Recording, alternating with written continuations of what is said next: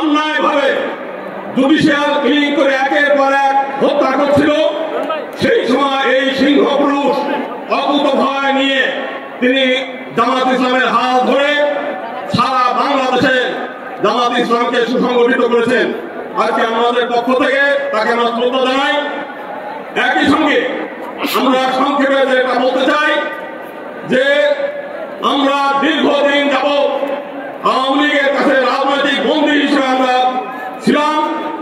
1952 সালে যেদিন আওয়ামী লীগ গঠন হয়েছে সেই দিনই তারা হিন্দু সম্প্রদায়ের প্রতিনিধিত্ব অস্বীকার করে প্রতিনিধিত্বকে ধ্বংস করার জন্য উদ্দেশ্য নিয়ে তারা আওয়ামী লীগ গঠন হয়েছে, হিন্দু সম্প্রদায়ের কাছ থেকে প্রতারণা করেছে হিন্দু সম্প্রদায়কে।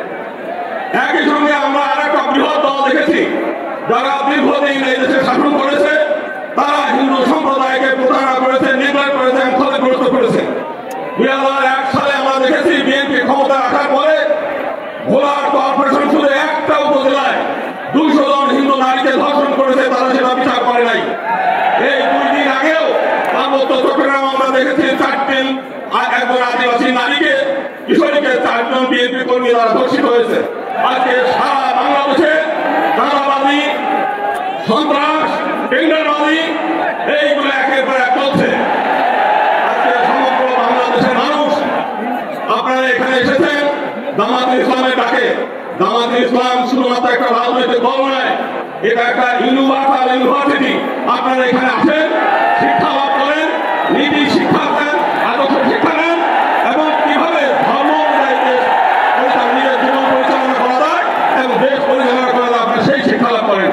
আজকে রাত ধরে এখানে জেগে আছেন, আপনাদের এই আশাটা ব্যর্থ হবে না।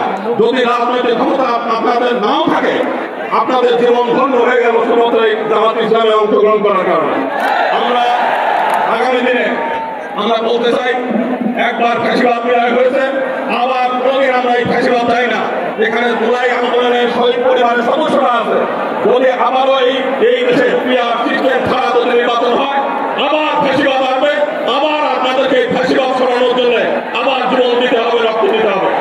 অতএব এক দফা পৃথক নির্বাচন দিতে হবে আমাদের মাইনরিটিদের জন্য এবং একই সঙ্গে পিআর সিস্টেম ছাড়া কোনো নির্বাচন হতে দেওয়া যাবে না। এবং এটা যদি জামাত ইসলাম মনে করে যে বাংলাদেশের কোনো নির্বাচন আমরা হতে দেবো না, জামাত ইসলাম সেটা পারে। সবাইকে অনেক অনেক ধন্যবাদ।